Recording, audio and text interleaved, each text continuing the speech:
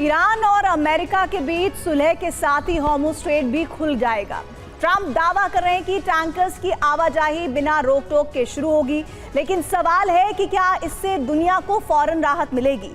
समझौते के ऐलान के बाद कच्चे तेल की कीमत कम जरूर हुई है, लेकिन हालात सामान्य होने में लंबा वक्त लग सकता है। फारस की खाड़ी में फंसे टैंकर्स को सबसे पहले निकालने का काम शुरू हो सकता है, लेकिन रूट पर पहले की तरह आवाजाही शुरू करने के लिए हॉर्मुज़ से हटाने की जरूरत होगी उन माइंस को, जिसके लिए अभियान चलाना होगा। खाड़ी देशों से जो सप्लाई चेन टूट गई है उसे ठीक करने में 6 महीने से 1 साल का वक्त तक लग सकता है। ईरान के साथ समझौता पूरा हो गया, सभी को बधाई। मैं हॉर्मुज़ को बिना किसी रोक टोक के खोलने की पूरी मंजूरी देता हूँ और साथ ही अमेरिका की नौसैनिक नाकाबंदी को तुरंत हटाने का भी आदेश देता हूँ। दुनिया भर के जहाजों अपने इंजन चालू करो, तेल का प्रवाह शुरू होने दो। लेकिन 40 दिनों की जंग की वजह से बहुत कुछ बदल चुका है। हॉर्मुज़ में स्थिति सामान्य होने में कई महीने लग सकते हैं। हॉर्मुज़ में मौजूद ईरान की समुद्री माइंस सबसे बड़ा खतरा है। जंग की वजह से तेल सप्लाई का पूरा सिस्टम खराब हो चुका है। शिपिंग कंपनियों का जहाज दूसरे रूट पर डाइवर्ट हो चुका है। तेल सप्लाई करने वाले अरब के ठिकाने पहले की स्थिति में नहीं।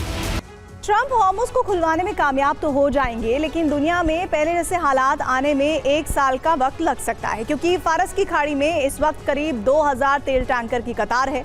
तेल टैंकर यहां 28 फरवरी से इंतजार कर रहे हैं। तेल टैंकर्स के साथ 20,000 क्रू सदस्य भी फारस की खाड़ी से निकलने के लिए इंतजार में हैं।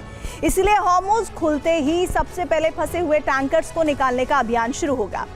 हमले से भी काफी नुकसान हुआ है। 18 मार्च को कतर पर हमला किया गया था। हमले में रास लफान गैस प्लांट को टारगेट बनाया गया था। ये अरब का सबसे बड़ा LNG निर्यात केंद्र है।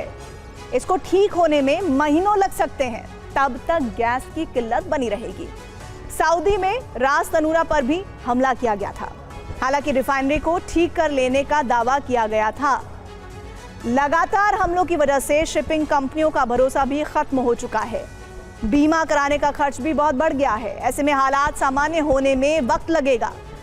हॉर्मुज़ बंद होने के बाद से शिपिंग कंपनी दूसरे रूट पर व्यस्त हो चुकी हैं। अब इन्हें वापस खाड़ी देशों के रूट में लौटने में समय लग सकता है। खाड़ी देशों का सप्लाई सिस्टम बंद रहा है। हमले से प्रोडक्शन पर भारी असर पड़ा है। दोबारा पहले की तरह प्रोडक्शन करना होगा। हॉर्मुज़ में समुद्री माइंस को हटाना आसान नहीं। हॉर्मुज़ रूट की सुरक्षा को सुनिश्चित करना होगा। माइंस हटाने में कई महीने का वक्त लग सकता है। हॉर्मुज़ में माइंस जंग शुरू होने के बाद बिछाई गई। IRGC की स्पीड बोट्स ने बहुत तेजी से काम किया। माइंस लगाने को लेकर किसी तरह का रिकॉर्ड नहीं है। देखिए, हॉर्मुज़ का ये पूरा इलाका अब एक सामान्य समुद्री रास्ता नहीं है, बल्कि बारूद का जाल बन चुका है, जहां हर तरफ बिछी माइंस इस रास्ते को खतरनाक बना रही हैं। अब सवाल उठता है कि माइंस कहां है। इसका जवाब किसी को नहीं पता, क्योंकि इसे जल्दबाजी में बिछाया गया, सटीक रिकॉर्ड नहीं रखा गया और आज हालात ये हैं कि इनकी लोकेशन तक साफ नहीं है। यानी खतरा कहाँ छिपा है इसका पुख्ता अंदाजा भी किसी के पास नहीं है। दूसरी बड़ी समस्या है, ये माइंस अपनी जगह पर नहीं है। इनमें से कई समंदर की लहरों और तेज धाराओं के साथ बह चुकी हैं और अब ये कहाँ पहुंच चुकी हैं इसकी सटीक जानकारी भी आधी अधूरी है। अब आती है सबसे बड़ी चुनौती, इन्हें ढूंढना और हटाना। ट्रंप ने कहा कि अब अमेरिका माइंस हटाएगा, लेकिन ये हाई रिस्क ऑपरेशन होगा। इसमें बहुत समय लगेगा, क्योंकि इसे जल्दी हटाने की तकनीक अभी तक बहुत विकसित नहीं है।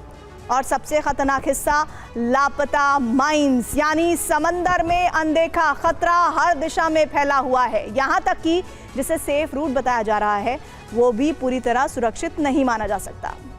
एक्सपर्ट्स के मुताबिक आर्थिक दिक्कतों को कम समय में ठीक नहीं किया जा सकेगा। LNG की कीमत कम होने में 6 महीने से अधिक का वक्त लगेगा। तेल की कीमतें कम होने के बाद ही गैस की कीमत कम होगी।